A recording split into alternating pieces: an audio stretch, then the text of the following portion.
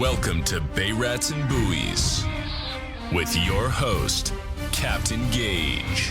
What is up, everybody, and welcome back to another episode of Bay Rats and Buoys. I'm your host, Captain Gage, and this is episode number 7, and I am sitting on my boat mid-November, and I gotta say, it's a little chillier today. Today, we're lucky we're not even hitting 50 degrees today, so it's getting a little chilly down here. The hands need to be warmed up a little bit. I can feel that temperature dropping. The water temp is dropping. Right now behind me, it says it's about 53 degrees. I'm getting reports from different electronics in different areas, about 49 degrees, averaging between 49 and 53. So that's the fluctuation on the surface temperature right now. So it's mid-November, and I believe we got a full moon coming tomorrow on the 15th. Today's Thursday, November 14th, and the merchandise is in. A lot of people reached out and asked for it, and we have sent it out already. So if you did ask, it's on its way to you, and we appreciate that. And the merchandise, if you want a Bay Rats and Buoys podcast sticker, it is available. You just got to reach out to me at sandcitycharter.com. I'm giving them away right now, guys. So merch, we're going to start giving stuff away. And we're going to have a few giveaways here on the podcast as well. So make sure you hit that subscribe button. You hit the notification bell. We are trying to build up the YouTube channel as we build up the downloads for the podcast. So I really appreciate you guys. And I got to give a shout out to the Facebook admins. I really appreciate you guys that approve the post in your Facebook groups because it's not just about fishing. It's not just about boating. It's about everything in the maritime community. I mean, if you name it, we're going to discuss it. We're going to go over it. So there's a little bit of everything for everybody. So I think that's what we're going to try to cover here in this podcast. And I really appreciate the Facebook groups. You guys are awesome. And the comments and all the positive feedback that I am getting.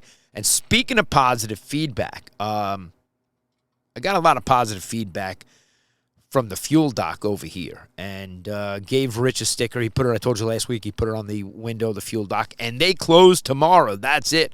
So I got a charter tomorrow morning, and I'm going to head over there right after this podcast and fill my boat up for the last time at the fuel dock that I fill up and work next to all year long. So I got to give a shout out to everybody over at the Windcoat Fuel Dock. I appreciate you, Rich and Will and Cameron and all the other new guys that joined in this year. There were a whole lot of new employees, and just giving you guys a shout out and saying thank you for all your hard work and your efforts getting me the ice and the gas as needed. You guys were awesome, and we had a great year. We really did. This was an epic year. It was an epic season. It's still going on, which is kind of cool. It's mid-November. Usually right around now, I would start to see the seals in the harbor in the next day or two in the bay. And I'd be happy to see them and wrap it up and say, all right, because I'm on a center console. So let's face it, you're not turning on the heat and hiding behind, hiding in the cabin. So when it drops down to 50 degrees, that's really my threshold. Once it gets down to these mornings, it's going to be 35, 36, 37, 42 in the morning is a high in the morning these days. We still have a few days left where it's going to be 60 degrees. That's kind of cool for November. No complaints there. So I am going to hold off on pulling the boat out until the end of November. I'm going to take it out right around Thanksgiving. And that's a week later for me. Usually I'm out by the 21st. It's the third week in November I'm done, but I think we're getting a little warmer weather. The temperature of the water is snapping. It is dropping. So this is going to affect the bite. We're going to see how it affects the bite right now on the other side of Long Island on the South Shore. I mean, the shoreline is just lit up with bass destroying bait, whether they're on the sand eels, the bunker, the shad, you name it, they're feeding, and the squid. So the guys are squid fishing here as well, too. But right now, the South Shore is just it's uncomparable to what we have going on here on the North Shore. And I'll know tomorrow morning when I get out there to look for some more birds and see the activity and see what's happening, because it is mid-November when I pull into the bay, and there's hundreds of birds working, and it's like nothing you've ever seen before. So that does come this time of the year. I'm just waiting for it. Haven't seen it yet, so I'm pretty excited about that. And that's what this time of the year brings, the excitement level of you get out there, you don't know. We're going to shoot across tomorrow to the Connecticut side of the Long Island Sound. We're going to do some black fishing.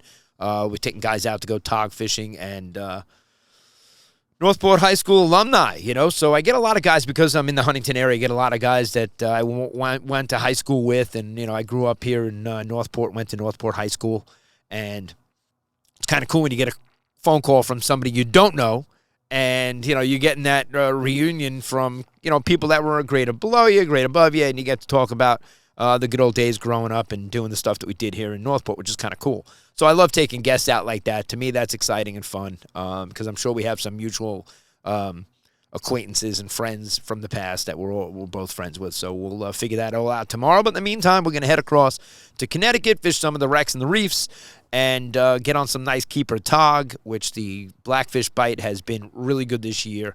I mean, every trip you've gone out, you've caught keepers, you've worked through your shorts, and you got the keepers. And Charles this week, speaking of Northport and local guys, Charles is one of our buddies. He shoots out with my mate a lot on what we call the Deadly Dinghy. It's on Instagram, Kory, Kory with a K.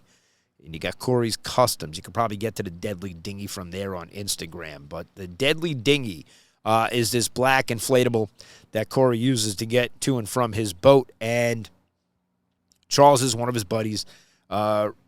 Moved into the area here, has a house in the area, and last week he nailed a 9-pounder from the dock. They weren't even on the dinghy, and kudos to Charles because that's a great catch. A 9-pound tog from the dock is just a great fish, but just goes to show you guys, if you get on any structure, you can find those fish because when the tog season starts here on the North Shore, we catch them right here from the dock, from any dock. You can go to any dock, and you don't have to be on rocks to find them. Okay, so in the beginning of the season, at October 11th, you get green crab down at any of the town docks, any of the docks, I guarantee you're going to find blackfish. I don't know what size you're going to find, but I could show you the videos that there are some real big ones, and Charles will show you too. We got a great picture of him on the website holding up a 9-pound tog. He was in this week's fishing report. So that preceded this podcast in all the Facebook groups. So if you guys check that out, really appreciate it. The traffic there is doing real well. And you can tell somebody went by marina this time of the year. You're going to get that a little more because they don't really listen to the no-wake zone. They see the boats in the marina, and they really don't care. They zip right by. So if boats are rocking in here, that means I got a boat that just went by that totally waked the whole harbor. And I didn't hear any sirens going by, so it definitely wasn't an emergency vehicle, just somebody probably had to go to the bathroom, do a number 2, and they're in a rush. That's the excuse I'm going to give them. But that's what's going on this time of the year. And like we talked about the South Shore there, I mean, it's just unbelievable from Long Beach to Fire Island Inlet. It is just lights out. People are videotaping from the apartments and the condos that they live in Long Beach and videotaping the entire stretch of beach with their phone and posting the video. And you see 40 boats and just bass splashing around every boat. It doesn't matter where you are, you're on them. So that's really cool to see. And that's what the fall run is all about, is getting in on that action. So guys that have never caught striped bass are catching striped bass. And I see those posts because, guys, I'm in the Facebook groups. I'm in every Facebook group that you're in. If you have one to recommend to me, that's fine. But a good chance you look for me in it. You're going to see my posts are in there. And I am actively reading and seeing what's going on. So I see a lot of the shorts, a lot of the bigs, and a lot of the overs, and guys catching some really nice fish, and from the shore and from boats. So a lot of times when the guys can't get close enough to the fish from the shore, you're going to see the boats right there in the distance hooking up, and that was the frustration. I surf fished. I did it a lot. It was a long walk.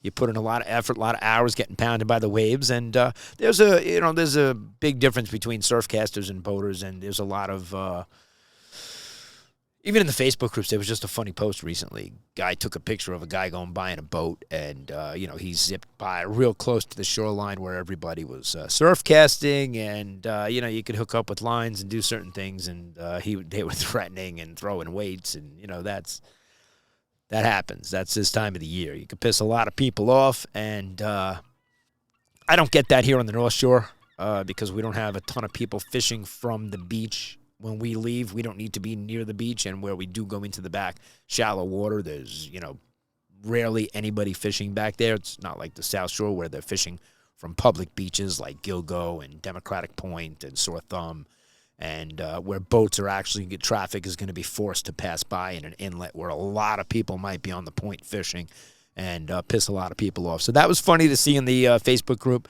And it's got to be in one of the striped bass groups that I'm in, because this time of the year, the striped bass fishing and the tog fishing, those are the groups that are most active. And I'm in a lot of spear fishing videos now, thanks to Jacob and Kyle, which we spoke about in episode number 6. And Jacob was in episode 4. So spear fishing is a new thing to me, and I'm pretty excited for the springtime. I really can't wait to get out there in May. I'm going to say the water temp is going to be right for me to get in there and check it out. Although right now, that gin clear water here is just, it's very tempting. It's very enticing to want to get in the water because the visibility is like we never have it here. So that's kind of cool. And big shout out to the spearfishing groups too. You'll see me in there. You know, I'm new. I pointed that out in my videos, and I thank a lot of the admins, for the accepting to the group and letting me join the group and blah, blah, blah. And any of the admins that want to reach out and talk about bay rats and buoys and help promote and do those things, reach out to me. I'll be happy to talk to you and get in touch with me at sandcitycharter.com. And again, we'll be giving away free merchandise. So we're starting with the stickers, guys. That's the first thing. You can go to sandcitycharter.com and we'll get those out to you. You just got to fill out the form because obviously I need your address to send it to you. And you have to go to sandcitycharter.com to fill it out to get in touch. And speaking about Jacob and spearfishing, we mentioned that Jacob's also an oyster farmer. Now, this time of the year, talking about that water temperature, guys, it's deadly. The water temperature right now is 100% fatal. So if you fall into the water, you better damn sure have a PFD on. If you do not have a personal flotation device, your chances of survival are slim to none. And we all know the phrase, slim's home sleeping. And this is not a good time of the year to mess around and fall in the water.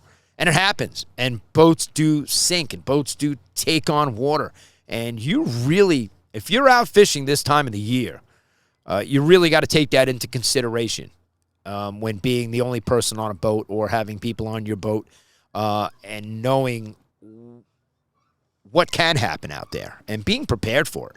So recently, I keep hearing it on Channel 16. So again, guys, I monitor 16 every day. I'm down here listening to it. And, I hear, and every day the Coast Guard is, putting out a announcement for a fishing vessel in Milford that is partially submerged. And it happened, I think on November 4th, just guessing on some of the press that it got. But a gentleman in Milford did die. So I believe there were 3 fishermen on the boat. You'd have to go read the story. But if you want to read about it, my point to it all is when you fall in that water, you don't have a lot of time.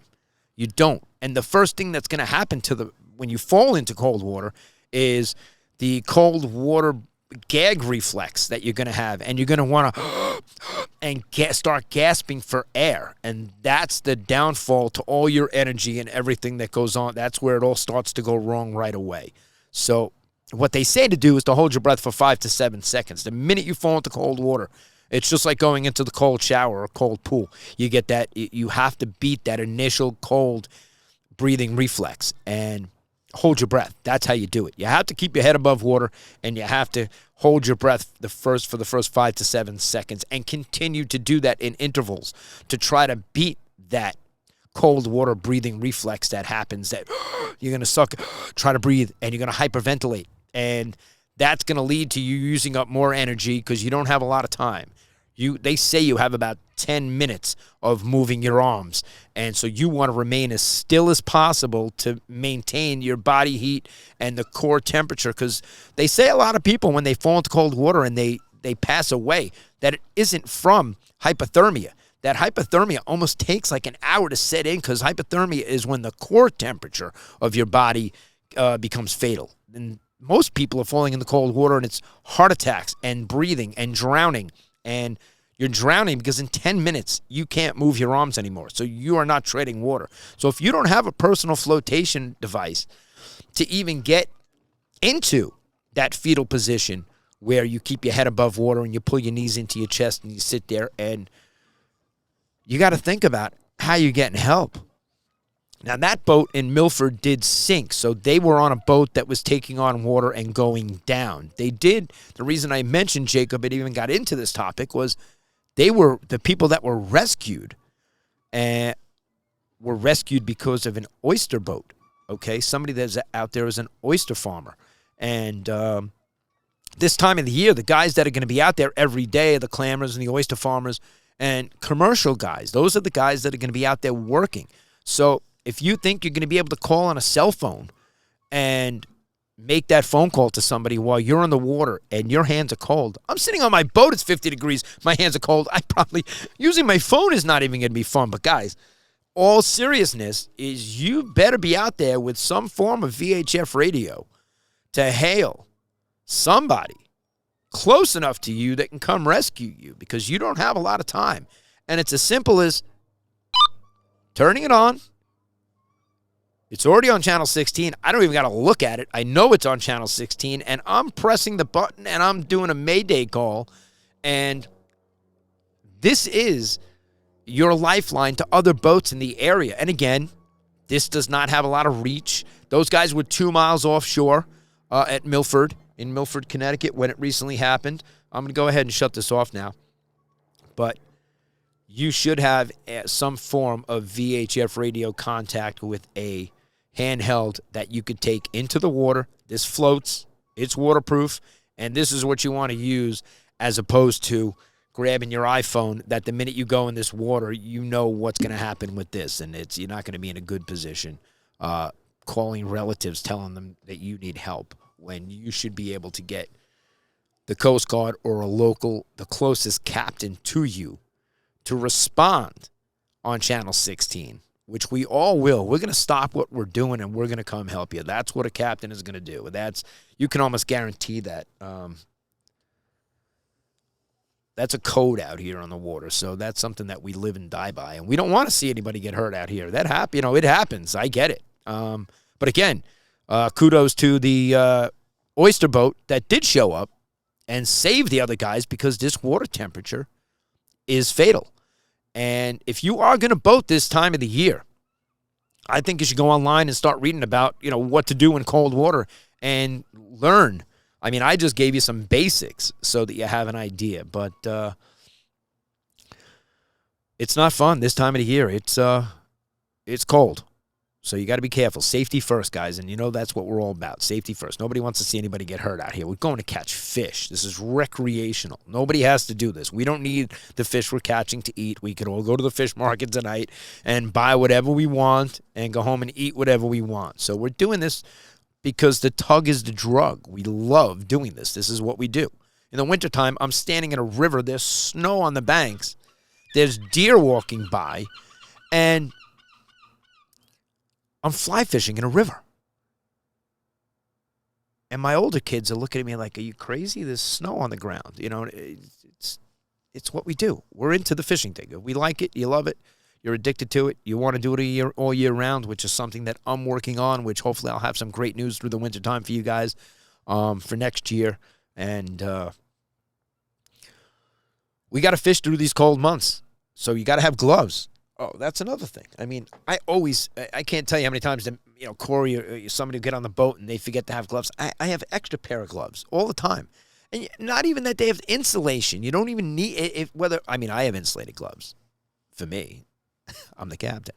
I also have non-insulated gloves. But you got to have some form of gloves to put on to protect yourself even from the wind. And now you can throw a hand warmer in there and you're sitting cush. You're happy. Your hands are warm. That's the most important part, keeping your head warm, keeping your hands warm, keeping your feet warm.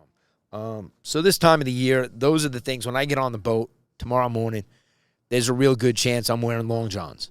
And it's going to be cold in the morning. You get up now, you go out 5, 6 o'clock in the morning, it's freezing out. It's cold. So when it gets cold, I'm happy the season's coming to an end. We caught enough fish. We had an amazing year. But, again, this is the end of the season for us, and everybody sticks around for the fall run. If you're a fisherman, This is the best time of the year. You're going to get out there and be rewarded like we were last week. We got into 5-foot swells in the fishing report.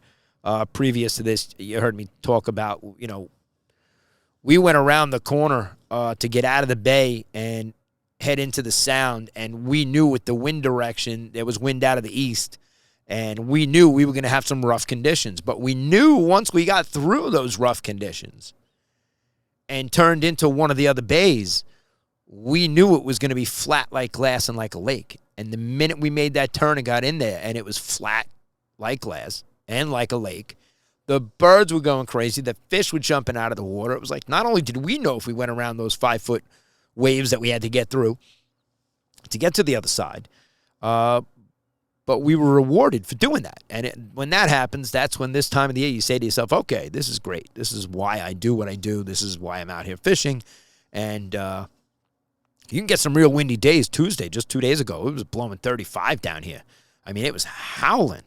And when it's howling like that, trips are getting canceled. People aren't going out fishing, and safety first. Again, we're going out for recreational fishing. This isn't mandatory. We don't have to do that. We don't have to catch them.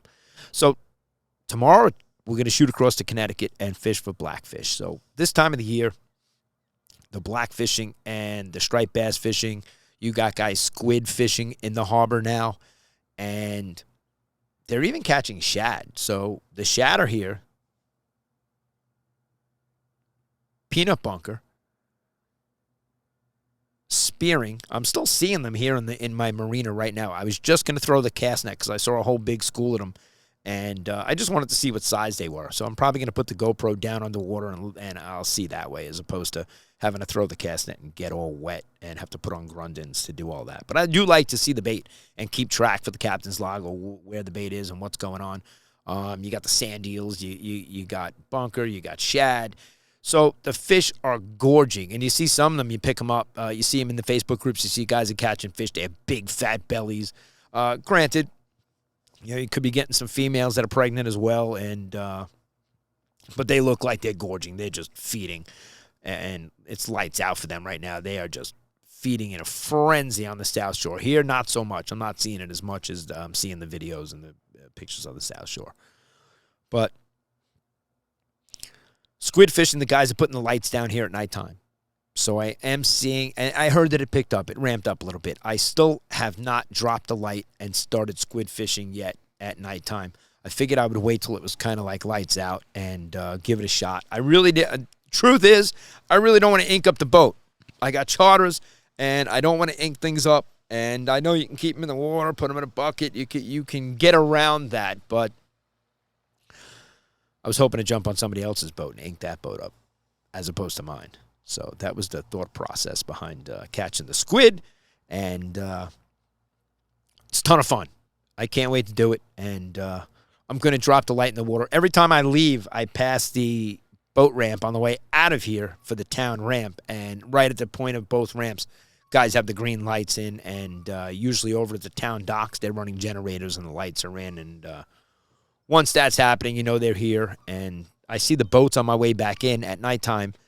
They're off in the harbor here, and they're usually moored up or anchored up over there just west of where I'm sitting right now and squid fishing. So I figured if they're there and they're there, they got to be in between both places, and I figured I'd just drop the light right here and see what's going on, see if I can get you guys a cool video of some squid in the area with the green lights. So the safety this time of the year is a big thing, and dressing appropriately is probably the most important. And I said I'll be wearing long johns tomorrow. It's the second time I'm putting on long johns to come on my boat. I really am a shorts and a T-shirt guy. Like, I live for that time of the year. I wear flip-flops from May until mid-October, and there's a big stripe on my foot. I have that tan line on my foot because of every day it's flip-flops. Doesn't matter what boat I'm driving. I'm always in my flip-flops. Very rare. Unless I charter somebody's boat where somebody hires me to captain their boat. That's maybe when I'll throw on, something a little bit nicer than the flip-flops. Anyway, dressing appropriately is the most important thing this time of the year. And getting out there and staying warm is the head, the hands, the feet. And if you can keep everything in between, there you go. Captain Jimmy passing me behind in the the James Joseph. So that's the big charter boat. Heads out of Huntington here. And he's just coming in from black fishing as well. So even he had to complain about the weather. That, you got windows. You got windows of opportunity. You got to get out there. Sometimes it's rough out there, and it makes it a little harder for the bite. And it's just a matter of getting out there, guys. So the days are numbered here. We are mid-November. We got a full moon tomorrow. And let's see what that brings as far as the bait and the bite and how it affects it, whether it's good or bad for the captain's log. That's it. I just keep the intel coming in and jotting it down on the captain's log, and that's really all you got to go by every year is what happened. And you got to be out there to fish it and see it and feel it and know what's happening. Or you're going to read about reports from guys like me that get out there and do it. That's the only way you're going to know. So I like the hands-on experience and boating this time of the year. And hopefully nobody will need any help out there. So it is slowing down for us. There's only a few more boats in the harbor here. You can see all the boats on the moorings. It's really the season's coming to a close. And the only boats that are in my marina right now are fishing boats. You look around.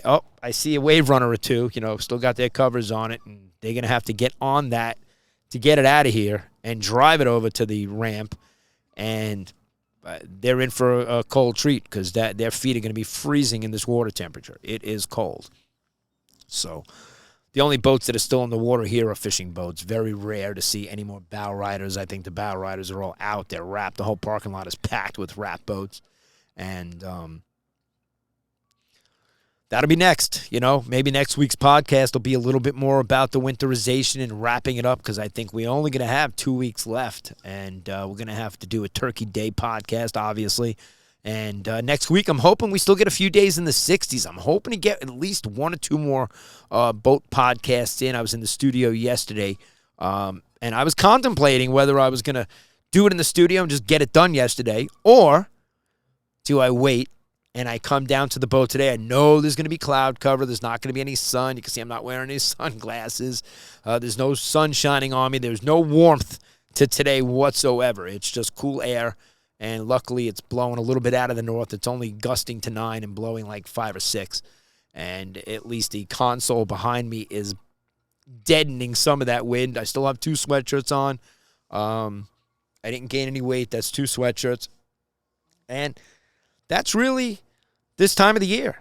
So, bass fishing, tog fishing, squid fishing, and wrapping up the season here. We're coming to a close, the fall run, but it's in full effect. If you're not catching fish right now, then you're not getting your lines in the water because you pretty much can go anywhere on the South Shore and beaches on the North Shore. The bass, they're around the entire island right now feeding on the bait that's here.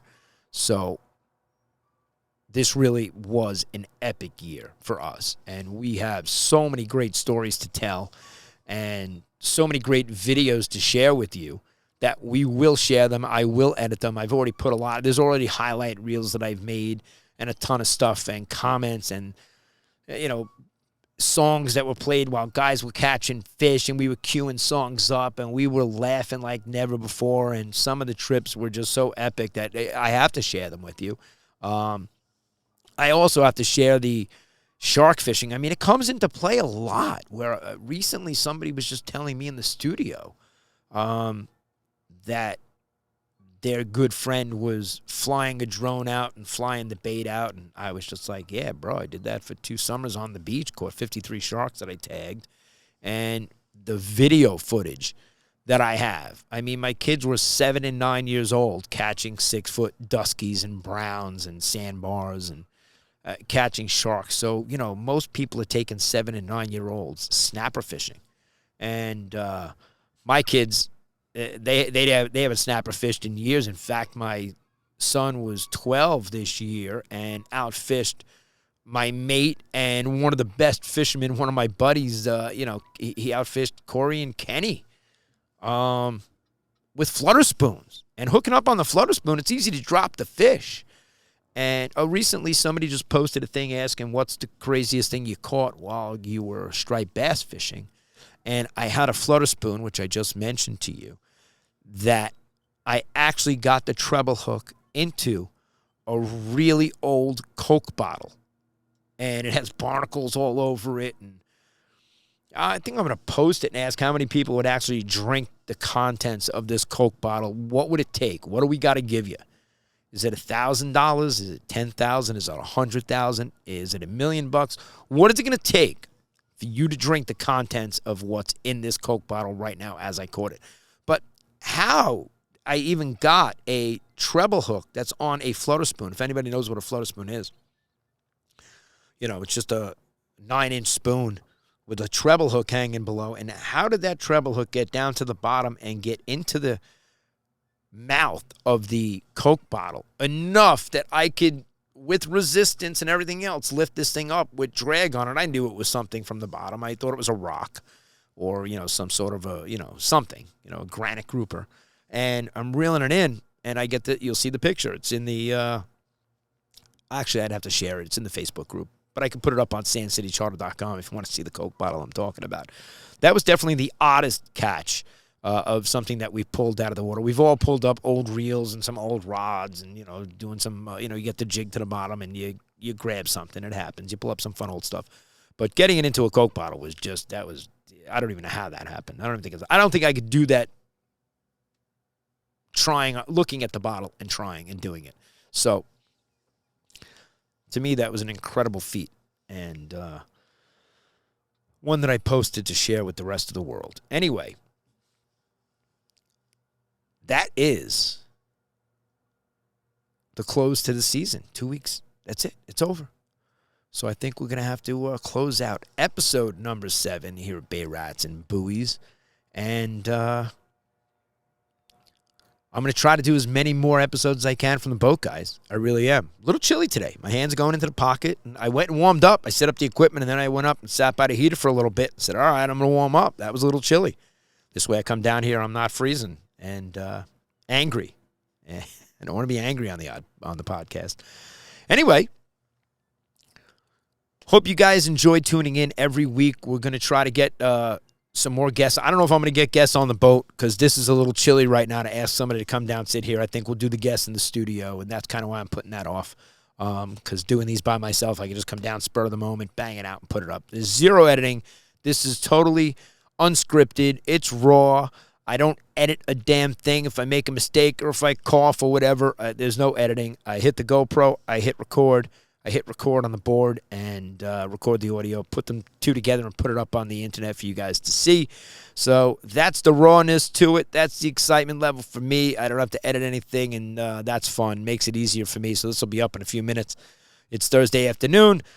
Water temp is 53 right behind me, averaging to 49 degrees here in the harbor. For any of you guys that are squid fishing, I know the average temperature that they like is between 50 and 55, so the water temp is dropping drastically with these cold nights. We're all going to worry about water freezing in our blocks and cold water soon and having to put antifreeze and wrapping these boats up and closing up the season. So I think that's going to be a little bit of next week's podcast, is what we do here on the North Shore and what we do here on the East Coast as this season comes to an end.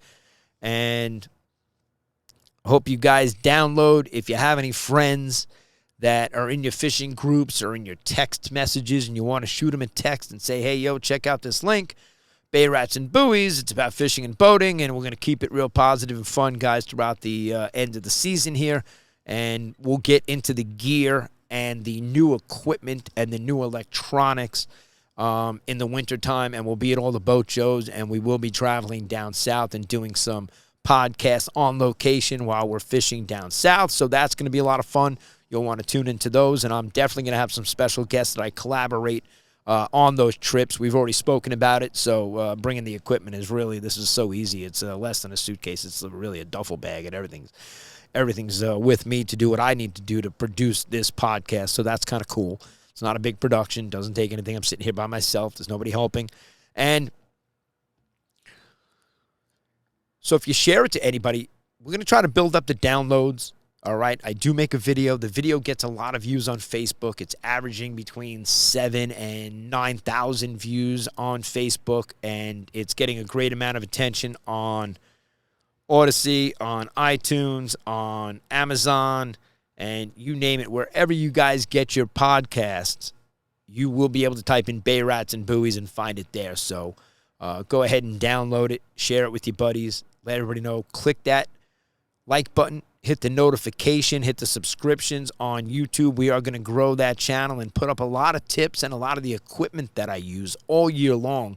I'm going to share with you guys some of the secrets that I have here on the boat. And they're not secrets, but they're secrets to us of the equipment the gear that we use, that is, to us, it's lights out, and we wouldn't use anything else. I mean, this is our go-to. So I'm going to show you all the stuff that we use that is our go-to gear when maybe the fish are a little more finicky and stuff like that. So that's going to be the winter episodes, and that's going to be when you think there's nothing else to talk about boating and fishing here on the East Coast. Well, there's a ton of stuff to talk about, and that's what makes the wintertime. It's going to be a lot of fun for us. And we're going to have a lot of laughs because we'll be able to have multiple people on in the studio during those episodes. So I appreciate you guys tuning in.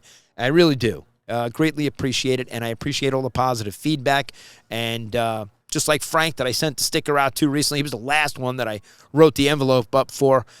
Frank said that he's a dedicated listener since the beginning. So, Frank, I really appreciate guys like you. And I'm happy to give you a shout-out here on the podcast. And if you guys want any of the merchandise that starts with the stickers, you could go to sandcitycharter.com and fill out the form and just tell me, hey, I'm requesting a sticker. And you'd have to put in your address, and I'll be happy to mail one out to you. So appreciate it, guys. Another episode of Bay Rats and Buoys in the books, episode 7. Hope you enjoyed it. Thanks for tuning in. Wishing everybody bent rods, tight lines, and I'll see you out on the water. Thanks for listening to this episode of Bay Rats and Buoys. Be sure to visit sandcitycharter.com and follow Captain Gage on all our social media channels.